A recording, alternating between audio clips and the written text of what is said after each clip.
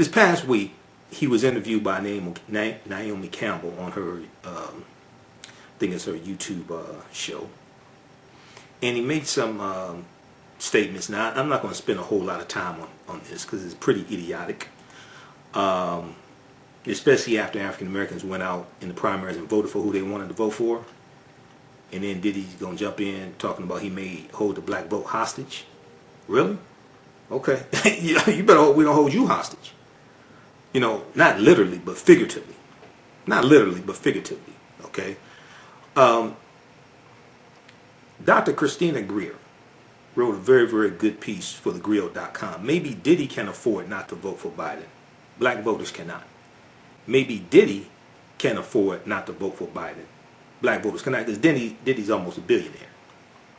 Okay? Diddy's almost a billionaire. So there's a lot of black billionaire nonsense talk. Because when you know, Roland Martin did a very good deconstruction of this. I put that in my email newsletter that went out a couple of days ago. And also there was a fund that was announced this week that Diddy was launching. And let's see, Shop Black has an article about that. I'll try to pull that up. We may talk a little bit about that. But in the statement that Diddy made, I find it interesting that he did not talk about any of Donald Trump's destructive policies. Like, for instance, Donald Trump mishandling the global this coronavirus pandemic that's cost about 67,000 people their lives, and how African Americans disproportionately in many large cities make up a disproportionate amount of people who are dying. He didn't talk about the fact that you have now 4.5 million African Americans who are unemployed. 4.5 million unemployed in 6 weeks. At the time he made the statement, it was probably maybe about 3.5 million. Okay? He didn't talk about the fact that you have less African Americans with health care now than when President Obama left office, because Donald Trump's Attorney General, William Barr, is in court right now trying to repeal the entire Affordable Health Care Act. He didn't talk about how Trump has reversed almost 200 policies that the Obama administration had in place. Largely, these policies were beneficial to African Americans. The reversal of them is detrimental. He didn't mention any policies, nothing like that. So the whole argument, I just find it very, very interesting. Disturbing and interesting at the same time. If you go back and watch last week's broadcast, and it's on our Facebook fan page, The African History Network, and my YouTube channel, Michael Imhotep, and we're broadcasting on our Facebook fan page, The African History Network, The African History Network. How's everybody doing? Everybody share this broadcast on your social media platforms. Invite your friends to tune in also. We've got a jam-packed show for you tonight. Don't want to miss any of this. We have, how I used to say, we have a lot of information to cover, not a lot of time to do it in, and we have one moment to lose, right? Okay. So, Roland Martin on Roland Martin Unfiltered, we share his broadcasts on our Facebook fan page each day, Monday through Friday. He deconstructed Diddy's argument, and everybody wants results and things like this, right? If you go back and watch the broadcast I did last week, in the last segment, it was about an hour and 15 minutes, I compared Mike Bloomberg's policies pertaining to the African American community to Bernie Sanders' policies to Joe Biden's policies. Okay? And I break this down, and we look at policies. We also look at, I also deal with history as well. Okay, and I give you a number of articles to reference dealing with history, dealing with law, dealing with the crime bill, all different types of things like this. Okay, so go watch that. So that came from some of that information came from the extensive article that theroot.com did, and it was written by Michael Harriot. And what they did was they put together a policy matrix, and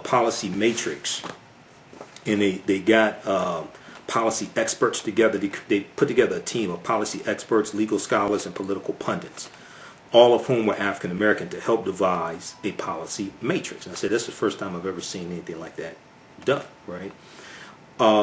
So I cited some of the information they talked about in that document, and then dealt with a lot of history as well.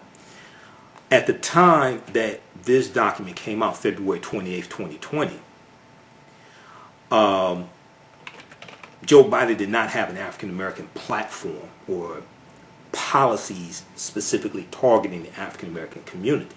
Okay, and I checked his website because I looked at the websites of all the candidates.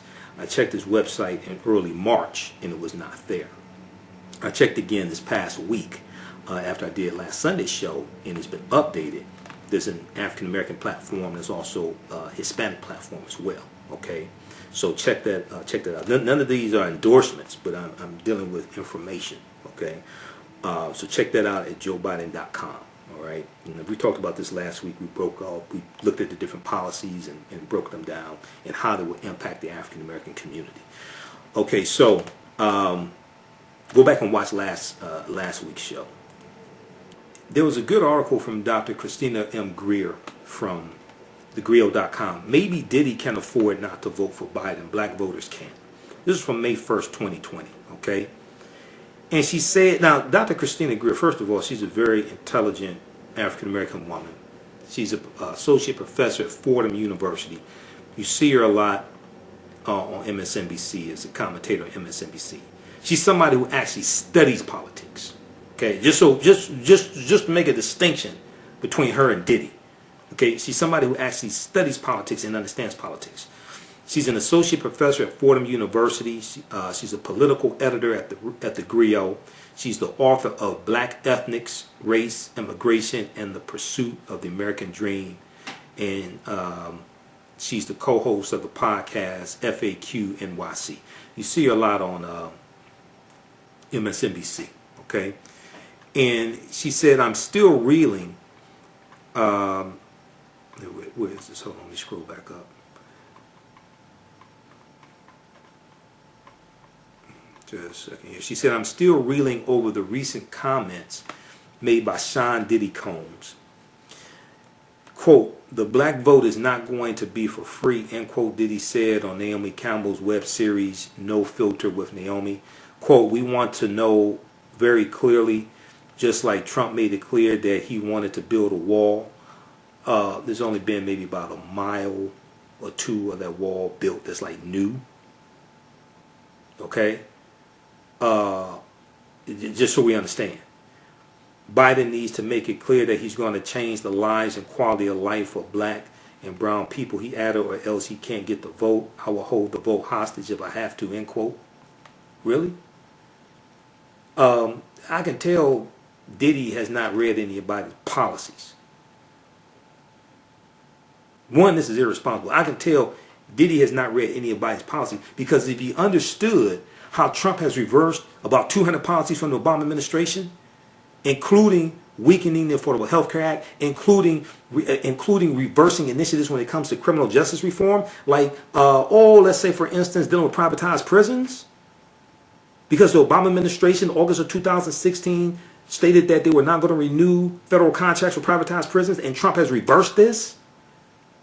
In the 2013 initiative, Smart on Crime, that was put in place by Attorney General Eric Holder, was reversed by Trump's Attorney General, his first Attorney General, Jefferson Beauregard Sessions III, which backed off of charging low-level nonviolent drug offenders with the longest, harshest sentences. Okay? So, Christina, I know we're out of time here on 910 AM, the Superstation. Keep watching on our Facebook fan page, The African History Network. My YouTube channel, Michael Imhotep. People watch on social media. Stand by. Remember, at the African History Network, we focus on educating, empowering, and inspiring people of African descent throughout the diaspora and around the world, because right now it's correct wrong behavior.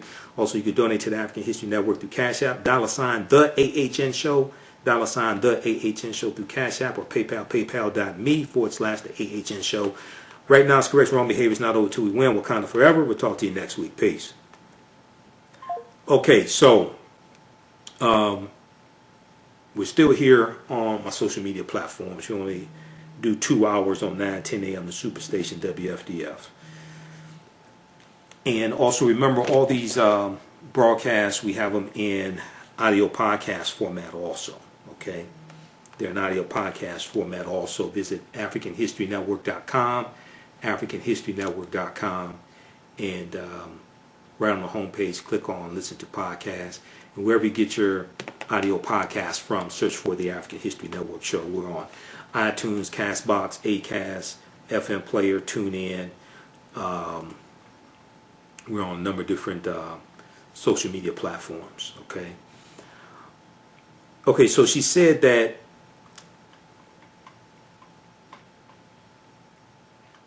Dr. Christina Greer said, I agree with with Diddy. Joe Biden and the Democrats cannot take the black vote for granted. However, Diddy then went on to state that he will, quote, hold the vote hostage if he had to, end quote. Sir, what does that even mean? How will you hold the vote hostage? How will you hold the black vote hostage when you encourage black people not to vote? She said, I shudder to think that is your strategy. If it is, let me count just some of the ways that would be detrimental not only to the black community, but the nation and world for generations to come. Okay? And let me see here. Let me bring this.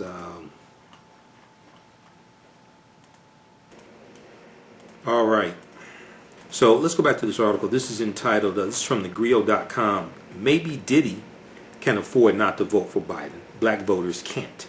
Maybe Diddy can afford not to vote for Biden. Black voters can't. This is from May 1st, 2020. Dr. Christina M. Greer, who is the political editor for thegrio.com.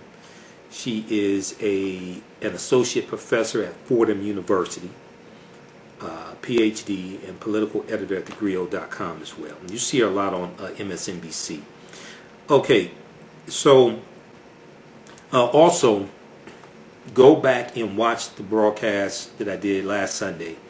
That was the April 26th show, because I broke down Bernie Sanders' policies compared to Joe Biden's policies in the African American community, and we looked at the policy matrix that the Root.com laid out. They put together a team of policy experts, legal scholars, and political pundits, all who are African American, to put together a 10-point policy matrix to evaluate the platforms of the Democratic candidates pertaining to the African American community. We know Joe Biden got a score of 72 out of 100. Bernie Sanders got a 50 out of 100. Mike Bloomberg got a 40, I think it was a 43 out of 100, and Elizabeth Warren got a 72 out of 100. So go go watch the show from last Sunday. It's on our Facebook fan page, the African History Network, my YouTube channel, Michael Imhotep, and it's in audio podcast format. Go to AfricanHistoryNetwork.com, click on Listen to Podcasts. You can also read the article from TheRoot.com, Every Democratic Candidate's Black Agenda Ranked. Every Democratic Candidate's Black Agenda Ranked.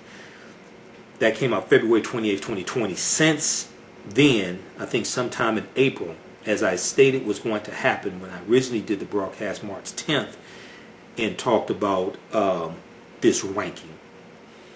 As campaigns go on, the candidates flesh out their campaign, add more details, add more policies, etc. So sometime in April, Joe Biden added a African American platform to his website, as well as he has one for the Hispanic community and one for the Asian American Pacific Islander community as well. So go check that out at joebiden.com. All right. So Dr. Christina Greer said the black vote is not going to be free, Diddy said on Naomi Campbell's web series, No Filter with Naomi.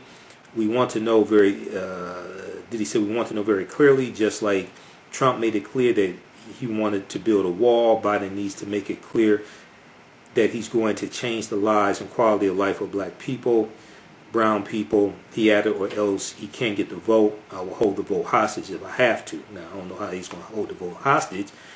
There's a better chance we may hold his ass hostage. Okay, not literally, but figuratively. Or maybe literally, we'll see. But not literally, but figuratively. But I doubt if Diddy has actually read Biden's policies, and I doubt if Diddy has actually studied the close to 200 policies from the Obama administration that Trump has reversed, as I talked about in part one of this broadcast. Okay. So Dr. Christina Greer said, I agree with Diddy. Joe Biden and the Democrats cannot take the black vote for granted. However, Diddy then went on to state that he would, quote, hold the vote hostage if I have to, end quote. She says, sir, what does that even mean? How will you hold the vote hostage? Will you encourage African Americans not to vote? I shudder to think that is your strategy. If it is, let me count just some of the ways that would be detrimental to not only the African American community, but the nation and world for generations to come. Also, it seems like Diddy doesn't understand the difference between federal law, state law, and local. State and local have a lot to do with this, but they depend on the federal government. And in his little comments, I noticed he mentioned the 26 million plus jobs lost in 5 weeks at the time he made those comments. About 3 million jobs lost by African Americans. He didn't talk about how less African Americans have health care today than when President Obama left office. How Trump has reversed the initiatives dealing with criminal justice reform that the Obama administration put in place. All these things he just didn't dealing with policy. Okay. Now, I don't know, maybe it's because he used to be friends with Donald Trump until Diddy got caught with that gun that Shine took the rap for. Because if you go back and look at comments that Donald Trump made when Diddy got caught with the gun and J-Lo was in the limo and all that stuff, Donald Trump act like he didn't know Diddy.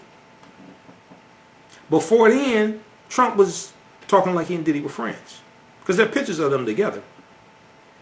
When that happened, Trump distanced himself with Diddy, act like he really didn't know him. Oh, I see him every now and then, we say hi, things like that. This is what happened. Okay. So, Dr. Christina Greer, who's an African-American woman, by the way, if you're not familiar with it, she said, first, black women are the canaries in the mine, or canaries in the coal mine. The reason why black women are so active, participatory, and knowledgeable about politics is because what happens in our homes and communities often has rippling effects for the larger economy, criminal justice system, education system, and more. Encouraging African Americans to abstain from what is possibly the most important election of our lifetime is not only selfish, it's incredibly short-sighted. But Diddy's largely insulated. He's damn near a billionaire, so he's largely insulated from the effects of what's going on right now. He probably benefited from Donald Trump's $1.4 trillion tax cut, which hurt a lot of everyday African Americans. A lot of us thought we were going to get a tax refund like we normally do and didn't get a tax refund, ended up owing money. The Donald Trump's $1.4 trillion tax cut, which added about close to $2 trillion to the national debt. 83% of the benefits went to the top 1%. She said, as we know, African American women make pennies on the dollar compared to their white counterparts. Actually, 61 cents on the dollar for every $1 that the average white male makes. The average African American woman makes 61 cents on the dollar for every $1 that the average white male makes. And that's what Black Women's Equal Pay Day is all about. Now, a few years ago, it was 67 cents on the dollar. Now, 61 cents on the dollar. But in the state of Louisiana, it's 47 cents on the dollar. So this is why raising the federal minimum wage from $7.25 an hour to $15 an hour would be so beneficial for African Americans, especially African American women. African Americans in general, men and women. But especially African American women, because African American men make about 79 cents on the dollar that every white male makes. African American women on average 61 cents. Read this article from blackenterprise.com. We talked about this last week. Black women lose out over $1 million in their careers thanks to the wage gap. Black women lose out over $1 million in their careers thanks to the wage gap. This is from blackenterprise.com, October 17, 2019. Now, this is not I want to make this clear. This is not a black man versus white. This is not a black man versus black woman issue. This is not what this is. But African American women, in many ways, are more vulnerable. A black woman will lose out on $946,120 over a 40-year career if she continues to make 61 cents on the dollar that every white male earns due to the wage gap, analysis by the National Women's Law Center shows. quote, assuming she and her white non-Hispanic male counterpart began work at age 20, an African American woman would have to work until she is age 86 years old to catch up to what a white non-Hispanic man has been paid by age 60. The average African American woman will have to work till age 86 to make the same amount of money that the average white male makes by age 60. It takes the average African American woman 20 months to make the same amount of money that the average white male makes in 12 months. This is what Black Women's Equal Pay Day is all about, closing that racial wage gap. Okay, read the rest of this article here. And then it goes, because it talks about the $15 an hour, because that bill passed the U.S. House of Representatives. Democrats passed that bill in the U.S. House of Representatives July 2019. It's being blocked in the U.S. Senate by Moscow Mitch McConnell and Republicans. I wonder why. Also, the Paycheck Fairness Act would help close that racial wage gap as well. Okay. And then they talk about how African American women with doctorate degrees, advanced education among African American women has not been shown to lower the wage gap. In fact, the gap is largest for the most educated black women. Doctorate degree holders who are black women tend to make 60% of what their white male counterparts make. Quote, black women have the highest student loan debt of any racial or ethnic group. For an undergraduate degree, the average black woman carries nearly $30,400 in debt compared to $19,500 for white men. The wage gap lessens black women's ability to pay off educational debt, creating an additional barrier to saving money that could be used to buy a home, start a business, or be used for emergencies. So when Joe Biden adopts it was either Elizabeth Warren or I think Bernie Sanders policy, a version of that, for giving up to $100,000 in student loan debt, that disproportionately benefits African Americans, especially African American women, because they tend to have higher student loan debt. African American men have student loan debt also. So this is understanding how policies impact us. And then when we look at the reversals in policies that Secretary of Education Betsy DeVos has made dealing with student loan debt, especially student loan debt dealing with predatory colleges, because there were policies put in place by the Obama administration dealing with student loan forgiveness for people who got stuck with student loan debts from predatory colleges, that disproportionately impacts African Americans and Hispanics. Because we went to a lot of these colleges, we saw the commercials, we wanted to better ourselves, we take out the student loans, go through the programs,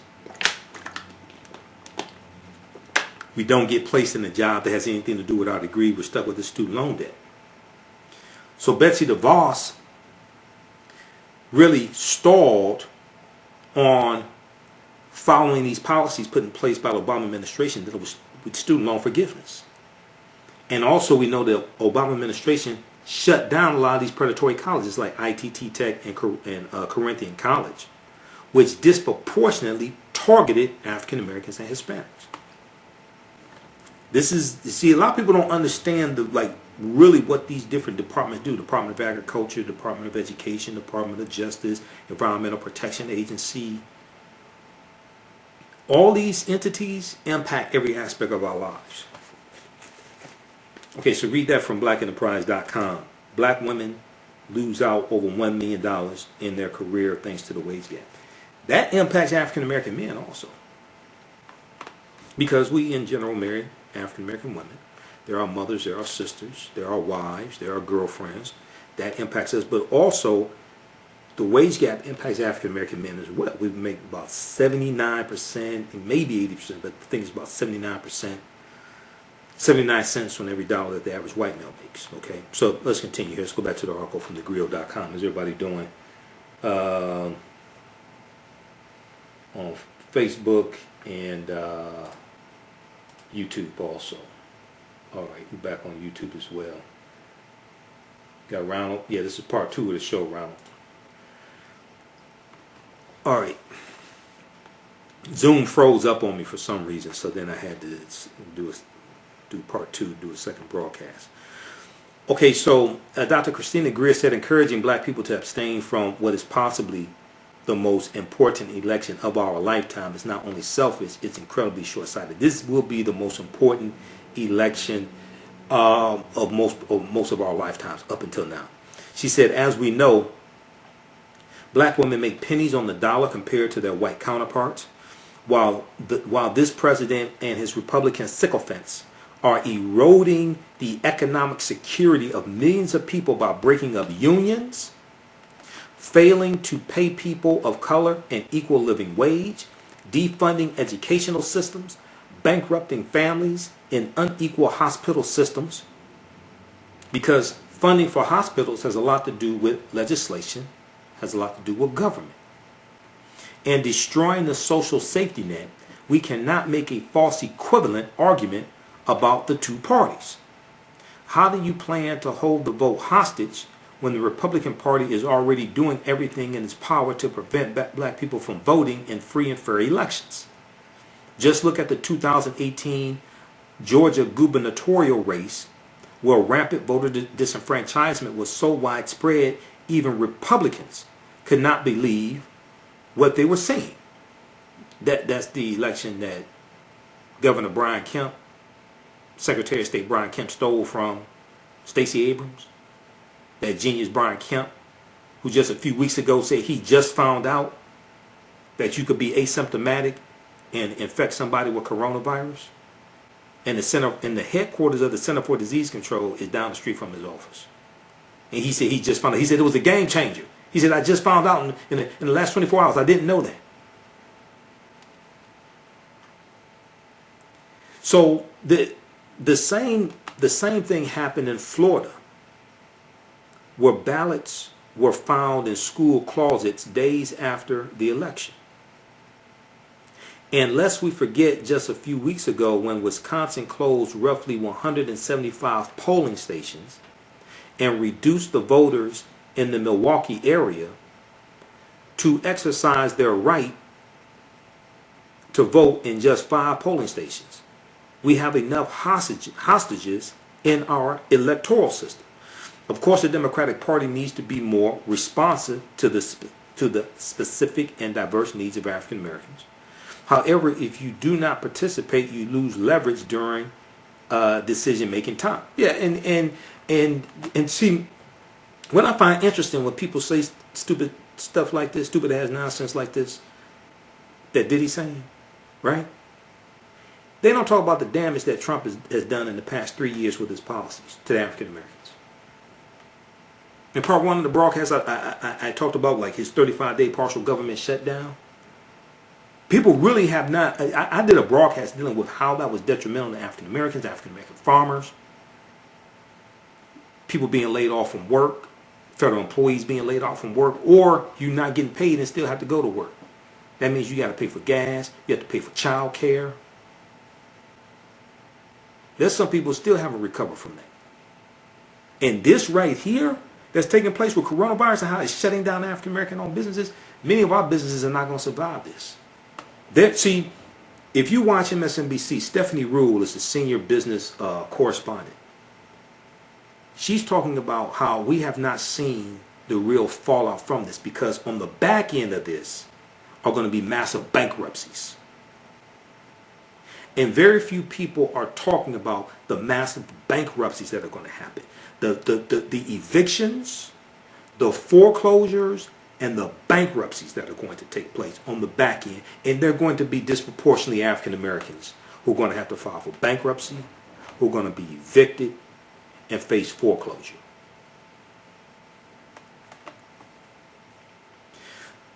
So she said, if you support policies of Bernie Sanders and are distraught your candidate failed to secure anything close to a nomination, know that Joe Biden's policies are more closely aligned to Bernie Sanders than Donald Trump will ever be. That's true. If you study Donald Trump's policies, you study what this jackass has been doing, that's absolutely true.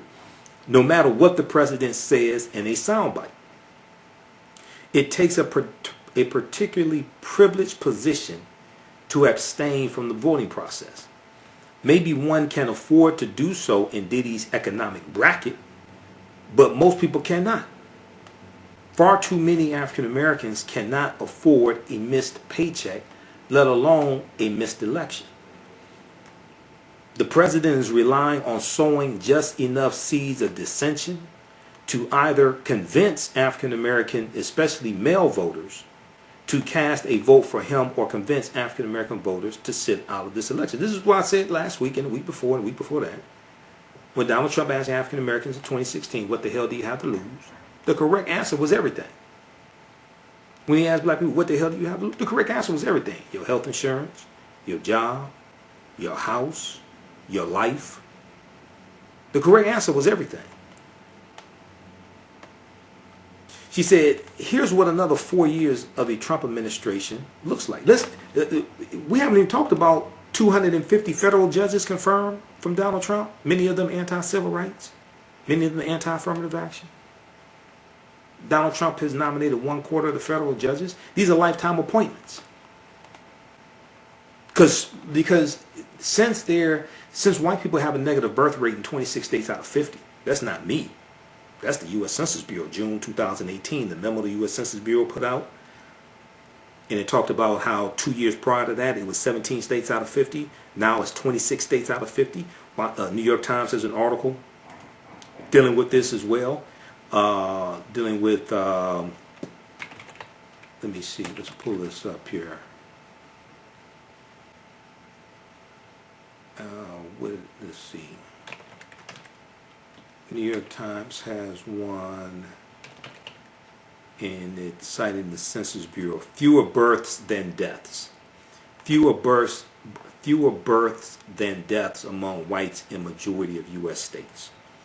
There were a number of articles that reported on this when the press release came out from the U.S. Census Bureau. I've talked about this a number of times. June 20th, 2018. Deaths now outnumber births among white people in more than half the states in the country. Demographers have found, signaling what could be a faster than expected transition to a future in which whites are no longer a majority of the American population. The Census Bureau has projected that whites could drop below 50% of the population around the year 2045, a relatively slow-moving change that has been years in the making. But a new report this week found, so when they say this week, they're talking about June 2018. A new report this week found that whites are dying faster than they are being born now in 26 states, up from 17 states just 2 years earlier, and demographers say that shift might come even sooner. And one of the things they attribute this to is the opioid crisis, okay? So they're saying that white people have a negative birth rate in 26 states out of 50. What's taking place, so the fear is that by, some white people have this fear, all of them don't have this fear, but some white people do have this fear, that by the year 2045, that white people will no longer be the majority population in this country. So you have some white people who are fearing this. What's taking place with the Republican Party, what's taking place with a lot of conservatives, is being that they see that they are going to lose the population fight, being that they see they're going to lose that, their goal is to maintain control of the federal courts for the next 25, 30, 35 years.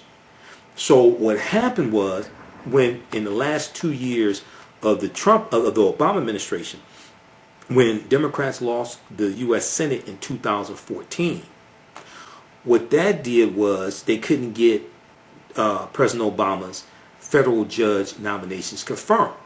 Moscow Mitch McConnell becomes Senate Majority Leader because Republicans are in control of the Senate like they are now.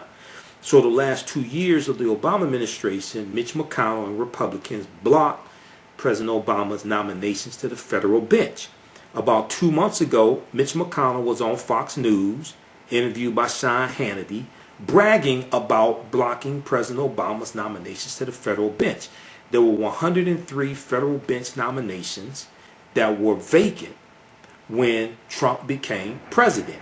So the number one goal that the Republicans have had, led by Moscow Mitch McConnell in the Senate, is to confirm as many ultra-conservative, young, largely male, white male judges to these lifetime appointments.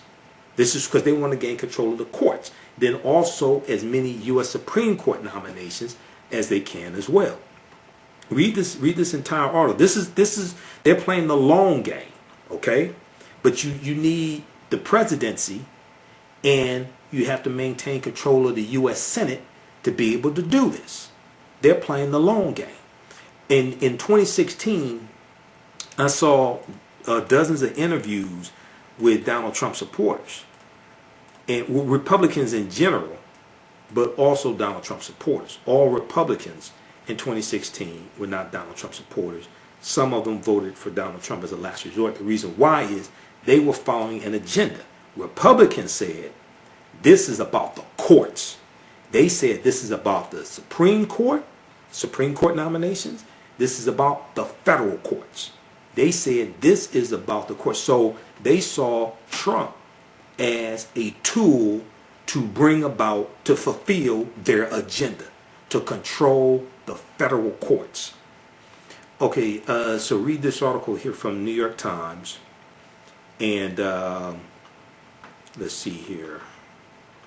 Let's go to this broadcast. Where are we broadcasting? All right. Yeah, so read this one from the New York Times. But see, this all deals with understanding politics, understanding strategy.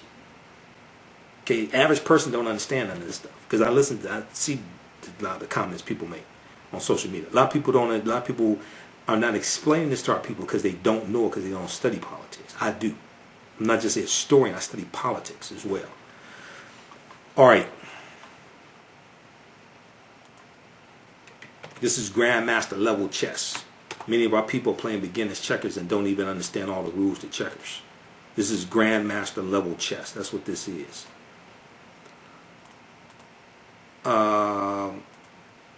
All right, and then read the article. Let's see, YahooNews.com had the article dealing with Moscow Mitch McConnell when he was on Sean Hannity's show. Mitch McConnell brags about blocking Obama for 2 years, then laughs about it. December 13th, 2019. Mitch McConnell brags about blocking Obama for 2 years, then laughs about it. Senate Majority Leader Mitch McConnell, Republican from Kentucky, who's up for re-election and needs to be voted out of office, on Thursday night bragged about blocking President Barack Obama's attempt to fill federal judicial vacancies for 2 years. Then he laughed about it as he discussed the Republican Party's effort to stack the courts with conservative judges under Donald Trump. See, this is how elections have consequences. So most of the people told you don't vote in 2016. We just gonna build 5-story buildings and do economic empowerment, invest in the stock market. They ain't saying anything about federal judges. They ain't talking about what was at stake. They didn't tell you federal judges is a lifetime appointment. And this is federal judges in the Federal Appeals Court. They didn't talk about the U.S. Supreme Court is at stake, how many federal judgeships, how many vacancies there were to be filled at the federal benches, federal judgeships. Let's see. We've got. Let's see. We can play this clip here. We've got time. Let's talk about the issue has come up. Let's say somebody were to retire at the end of this year, leading into the summer. You have been very clear, if the president appointed somebody, you would follow through on that nomination. Absolutely. We definitely would do that. And this paperback that we were just talking about, the president's foreword is about judges. My afterword catches up what's happened during the Trump administration on judges, because my memoir came out 3 years ago before the president was elected. What we've done here, the president and I together with this paperback that you've shown on the screen, is to talk about how the Judge Project came about, how it went forward. If you will recall, Sean, the most important decision I've made in my entire political career was not to fill the Supreme Court vacancy when Justice Scalia passed away. That was the beginning, and now we've got an exclamation point here after 3 years that we thought the public would be interested in reading about, and that's why the president and I collaborated on this paperback. I was shocked that former President Obama left so many vacancies and didn't try to fill those positions. I'll tell you why. I was in charge of the of what we did the last 2 years of the Obama administration. I will give you full credit for that. And by the way, take a bow. All right, that was a good line. Okay, so here is now. See, the average person doesn't understand this. People told you don't vote 2016. They probably ain't explained none of this to you. Here is Moscow Mitch McConnell on Fox News talking to Sean Hannity, bragging about blocking President Obama's nominations to the federal bench in the last 2 years because that has to be confirmed by the Senate, and Republicans control the Senate so they could block his nominations. And then Trump gets in office. There are at least 103 vacancies. And Mitch McConnell's #1 goal is to confirm as many ultra-conservative, young white male federal judges as possible. That's what he wants his legacy to be. Okay? All right. So read this article here from YahooNews.com. Mitch McConnell brags about blocking Obama for 2 years, then laughs about it. I wonder if Diddy's going to educate the people on this. I doubt it. This is from December 2019. Okay, let's continue here. Let's go back to Dr. Christina Greer, who's somebody who actually studies politics. Okay, she said, here's what another 4 years. Okay, she broke down what another 4 years of Trump. That's like the Cliff Notes edition. She said it will also lead to defunding HBCUs and other educational institutions, defunding public schools in cities, a continuation of harsh immigration and deportation policies that will disproportionately affect Afro-Caribbean and African families. Because I notice when I hear African Americans talk about immigration and undocumented immigrants, things like that, they usually don't talk about black immigrants and black undocumented immigrants, because the black undocumented immigrants are the first ones to be deported. You notice how they just leave that out? They don't talk, they don't talk about Haitians, Jamaicans, those from Trinidad, Barbados, from the African nations, things like that. It's just totally just miss that for some reason. I can't figure out why. They just usually just totally miss that. So she said Afro-Cuban and African families, appointing judges who will criminalize poverty and calcify the school-to-prison pipeline. The list goes on and on. She said it is beyond irresponsible to make a false equivalency and even hint at suggesting African Americans withhold their vote. American institutions are specifically designed for gradual change.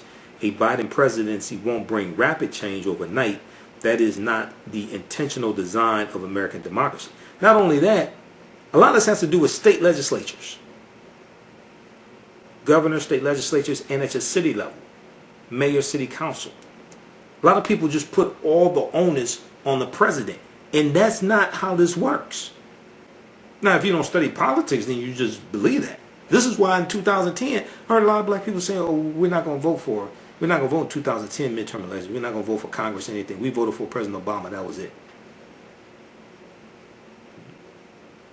You ever read the U.S. Constitution? You understand the powers of Congress based upon Article 1? You understand Congress controls the purse strings? I mean, the White House sends the annual federal budget to Congress to confirm the annual federal budget. I mean, our condition would be a lot better if we just read. Like if we read like the U.S. Constitution, a lot of this stuff we would understand a whole lot better, and our actions will fall in line better with our level of understanding. Because the Constitution lays all this stuff out. We just haven't read it. Donald Trump hasn't read it either. He just found out about the powers of the states, the 10th Amendment, like 3 weeks ago. Go to loc.gov, Library of Congress website. Read the U.S. Constitution. You get this book here. I think this is still like $2. The Declaration of Independence and other great documents of American history, especially focused on the U.S. Constitution. Because Article 6 of the U.S. Constitution tells you that the U.S. Constitution, all of the previous treaties and all of the subsequent treaties are the supreme law of the land. The Constitution is the foundation of all of this. She said, however, we do know Biden will surround himself with individuals who actually do know a thing or two about policy. We do know Biden is not interested in a kleptocracy like the current resident at 1600 Pennsylvania Avenue. Because the Little Rascals and the Three Stooges are running the government. Little Rascal and the Three Stooges. Jared Kushner is alfalfa. Ivanka Trump is Darla. Donald Trump is Spanky. Mike Pence is, which one's Mike Pence? He's Larry. No, yeah, Donald Trump is Spanky. Mike Pence is probably Larry. And Steve Mnuchin, Treasury Secretary, he's Curly. So it's like the Three Stooges and the Little Rascals are running the government. She said, we do know Biden believes in science, climate change, listening to experts, and moving to the left on policy when confronted. Because with the whole debacle and mishandling of coronavirus, this pandemic, this is what happens when we have a president who declares war on the scientists, who doesn't read his presidential daily briefing. Because as I said in part 1, there were numerous warnings in the presidential daily briefing going back to January and February about coronavirus. Donald Trump missed that. You have to have a president who is going to properly handle the economy. Because it's President Obama who saved the economy and handed a largely healthy economy to Trump. There were problems with the economy, but it was a much healthier economy than the one he got from Bush. 22 million jobs, 15.1 million jobs created during the Obama administration. 2.95 million went to African Americans. Since the recovery starting in 2010, 22 million jobs created. 30 million been lost in 6 weeks under the unstable genius. She said, so let's continue here. She went on to wrap up and say, black people cannot afford to sit out and see the 45th president reelected so he can further erode decency, our economy, truth, and all of the struggles of our parents and ancestors. Not only that, if you think Trump is unhinged right now, you don't want to see what happens if he gets reelected. It doesn't have to worry about a third term. Now, if you damn near a billionaire, you're insulated from all that. He intends to do it, and he is banking on a percentage of African Americans ignoring the facts and sitting out this important election. She said Diddy is known to wear his trademark t-shirt, vote or die, and in the era of COVID-19 and the systemic racism and mismanagement of this president and his entire administration, that statement couldn't be more true. Yeah, because this next election is literally about vote or die. This election right here is literally about vote or die. Because we see what happens when you don't vote. And this is why there was rampant voter suppression.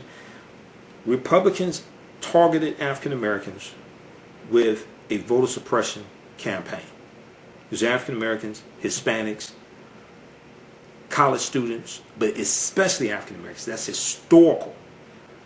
And this goes back to, I hate to bring this up. This goes back to Section 5 of the Voting Rights Act being gutted by the U.S. Supreme Court case Shelby County versus Holder 2013, which was backlash to a record number of African Americans voting in the 2012 presidential election.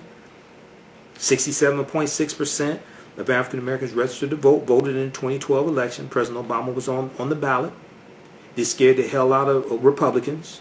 They came back in 2013 with the backlash. We didn't see the backlash. We don't understand political self-defense.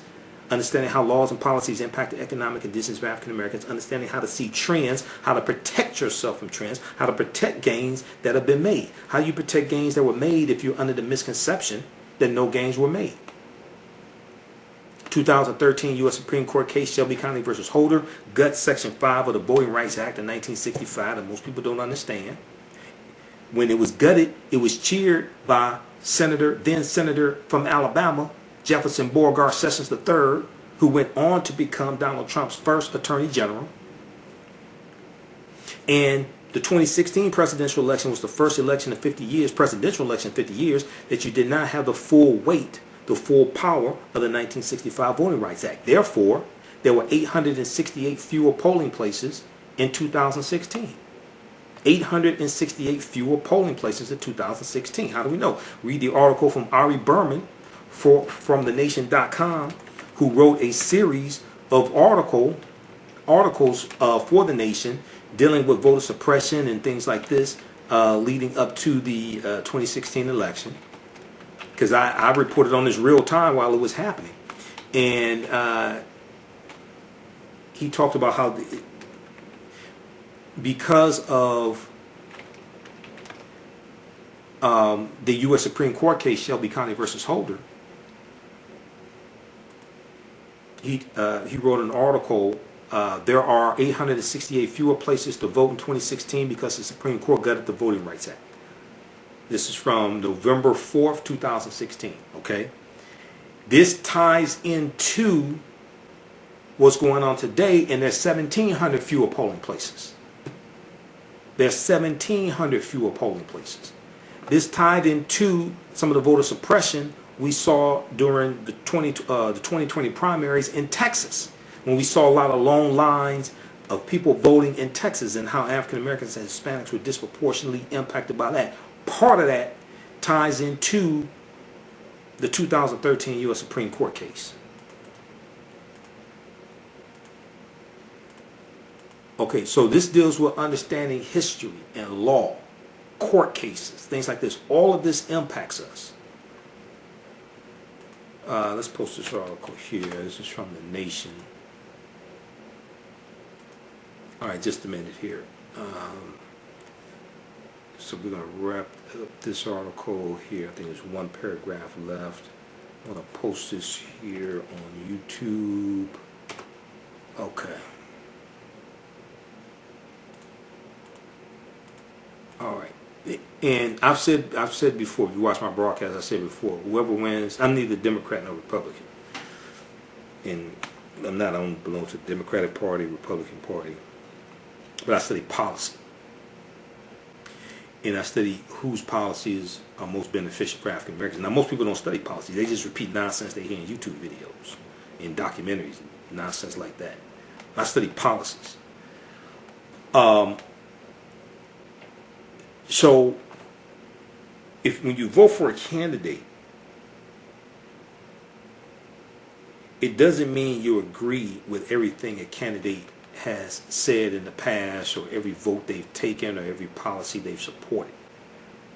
You're voting not based upon it's not based upon the political party, it's based upon the policies.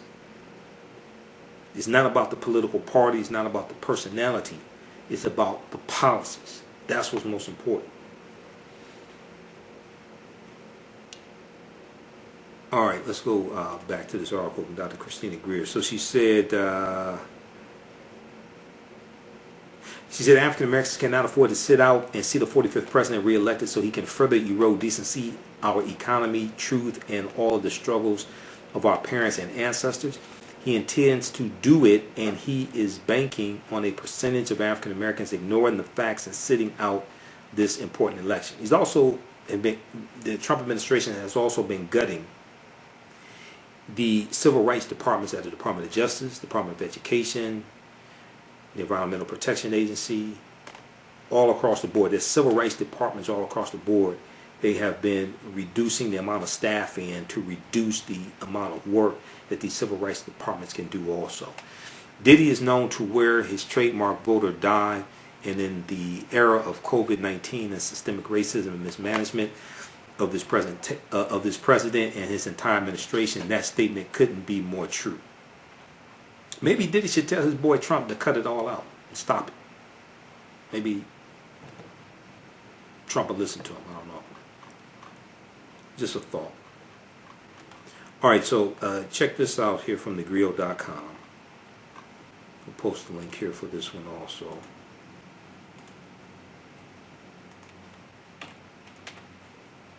All right. Remember back in the day when a lot of African American hip hop artists were talking about Donald Trump in their music and their songs and things like this?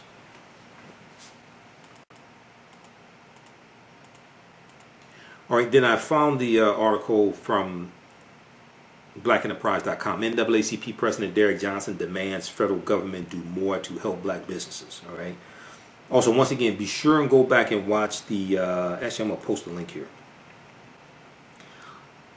The April 26th show when I broke down the policies of Bernie Sanders compared them to Joe Biden, and Biden has expanded his policy. We have to study the policy. Read all the policies on his website. He's added an African American platform. He's added a Hispanic platform. He's added an Asian American Pacific Islander platform. Read the entire platform, because those policies, even ones that don't say black or African American, they will largely impact African Americans also. We don't study policy and understand how this impacts us. Okay, so according NAACP President Derrick Johnson wants to ensure that provisions focusing on small and minority businesses are included in the coronavirus relief packages. This is from April 29th from blackenterprise.com. According to BET, Derrick Johnson did not mince words when speaking on the virus's impact on African Americans. He said, quote, "The current public health crisis has exposed the weakness of the policy reality for African Americans in all areas, including health, economic groundability, and lack of access to multiple critical needs." Derrick Johnson said, quote, "I equate what's taking place now to what happened during Hurricane Katrina," end quote. African Americans are in a tough position during the pandemic. They're more likely to work low wage positions and less likely to what is this here? Less likely to be able to telecommute. Additionally, due to decades of inadequate health care and nutrition, African Americans are more likely to have pre-existing conditions that are complicated by the coronavirus. Okay, diabetes, asthma, high blood pressure, hypertension, obesity, bronchitis, lupus, all the things like that. Derrick Johnson believes the federal government is almost refusing to help African American businesses. Derrick Johnson believes the federal government is almost refusing to help African American businesses. However, in doing so, they're leaving millions on the table. African Americans are the fastest growing community to create new businesses over the last decade, especially African American women. Quote, "The response in the stimulus package that have been passed to date has created a vacuum for those same businesses because the banks have been given the latitude to cherry pick their large customers over smaller customers," end quote, Derrick Johnson told BET. Johnson added that the NAACP has been working with the Black Bankers Association, and minority financial institutions such as Carver Bank and One United Bank to help African American business owners. The NAACP does a lot more than like people really actually think they do. If you go to NAACP.org, the national website, you sign up for the email newsletter, things like that. The NAACP does a lot more, far more than what the average person actually thinks that they do. You can read reporting from Black Press USA. Black Press USA is on Facebook. I follow them on Facebook because they have a lot of articles pertaining to the African American community, our organizations, things like this. There are a lot of things that our organizations do that you don't see talked about on MSNBC or CNN. Joy Ann Reid may talk about it on the weekend. Reverend Al Sharpton may talk about it on the weekend on MSNBC, but like largely during the week, a lot of that stuff is not covered. Okay? So this is why African American media is so important. Okay, so Derek Johnson added that the NAACP has been working with the Black Bankers Association and minority financial institutions such as Carver Bank. These are African American owned banks. Carver Bank and One United Bank to help African American business owners. The NAACP is also pushing for a complete discharge of student loans for those who serve the public interest, those who work for government or nonprofit organizations, and those in the medical profession. African Americans are getting some help from their own during the pandemic. Jay-Z said, and then also we know P. Diddy and other African American celebrities have either donated or fundraised to help African Americans through the pandemic. Okay, there was an article from ShopBlack.com, and I'm going to see if I can pull this up quickly here because this is freezing up on me. Let me see here. There was a fund that Diddy set up, and I know we're in overtime. I mean, this is just a fraction of the content I have for tonight's show, so I'm cutting it short. Believe me, I'm really cutting this short because this is like a lot. I've been busy during the week, haven't been able to do broadcasts, so I have a lot of content. Let's see here. ShopBlack.us, SHOPPE, ShopBlack.us. Had this article. Let me try to find it here.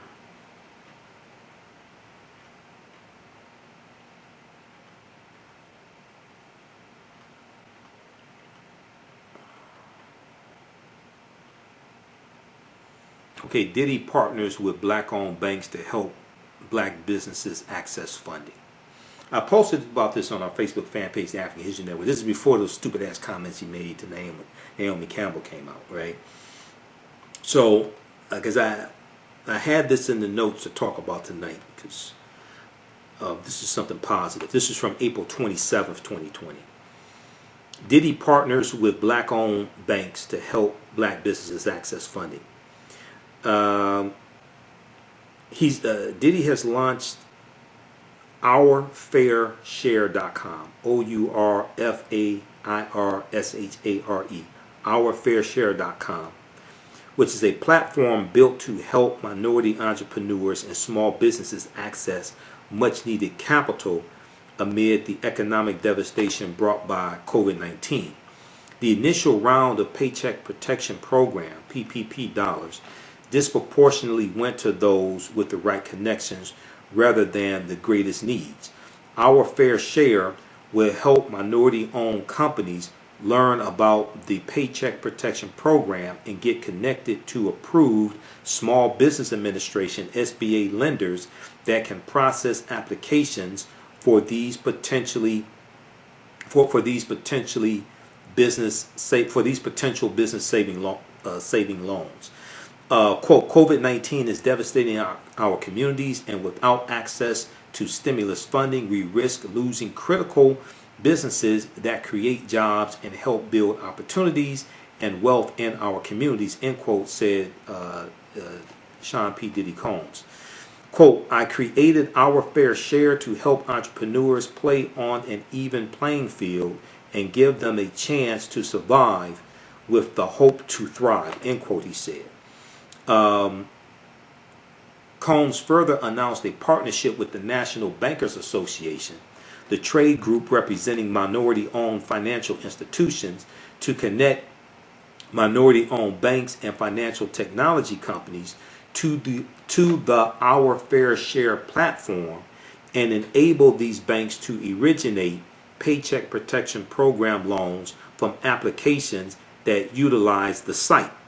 Our Fair Share is designed to help ensure diverse small businesses, independent contractors, and nonprofit organizations is designed to help ensure these different entities understand that they are eligible and how to apply for the Paycheck Protection Program loans. This provides clear information about the requirements for a successful application. The applications are connected to approved PPP lenders. The lead institutions are the Harbor Bank of Maryland, based in Baltimore, Maryland, Liberty Bank and Trust, based in New Orleans, Louisiana, Carver State Bank, based in Savannah, Georgia, and Lendistry, an online small business lender based in Los Angeles, California.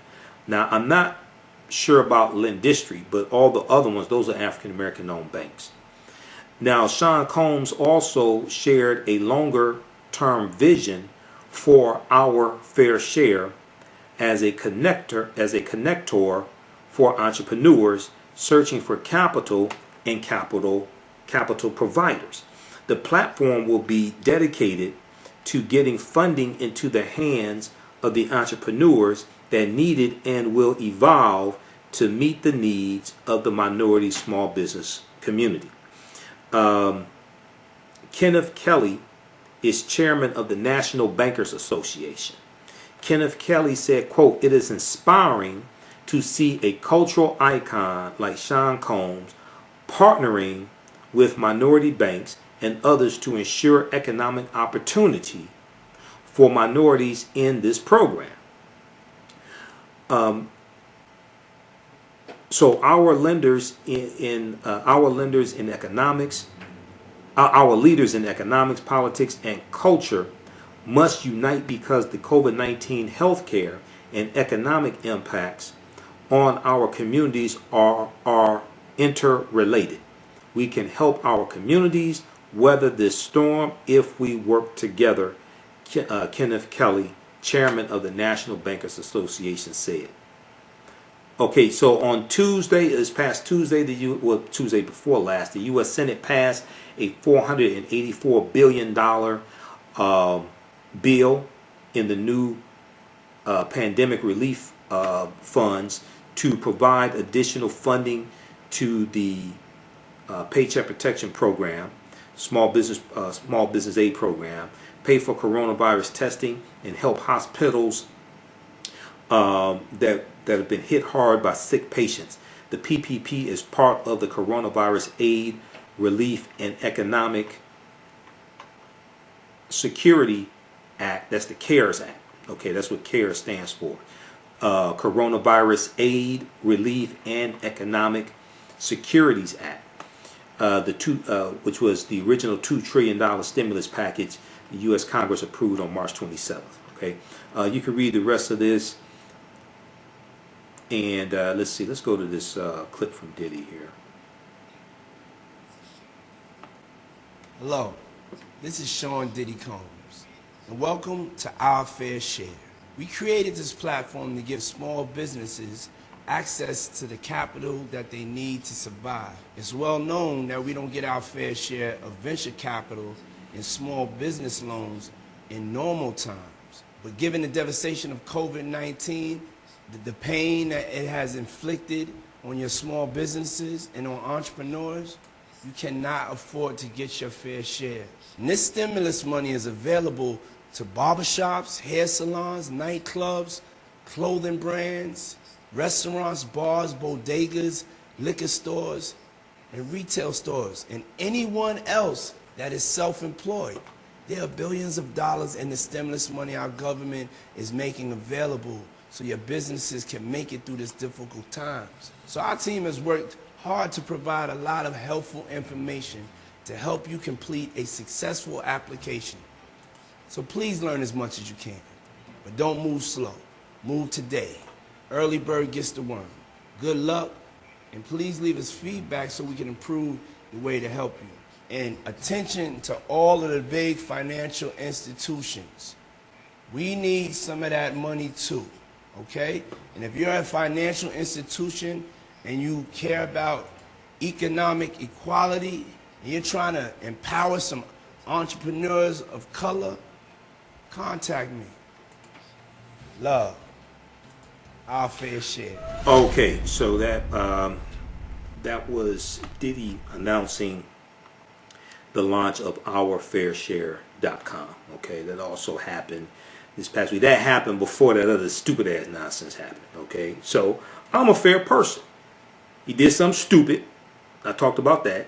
He did something good. I talked about that also. Okay. All right. So this is something really good that I posted when the day this article came out from shopblack.us. They have a lot of good articles here at shopblack.us. Shop with 2 P's. I shared it on my Facebook fan page. It got a huge response. So we're going to post this link here also. Everybody check that out. Be sure to go back and watch my show from April 26th, especially where I go through and break down these policies. Especially when I go through and break down these policies from Joe Biden and how they will positively impact the African American community. And I also talk about the policies from Donald Trump and how they've been detrimental to the African American community. Okay, I'm not just a historian, I also study politics. All right. Hey, if you like this type of information, you can donate to the African History Network, $ the AHN Show through Cash App, $ the AHN Show through Cash App.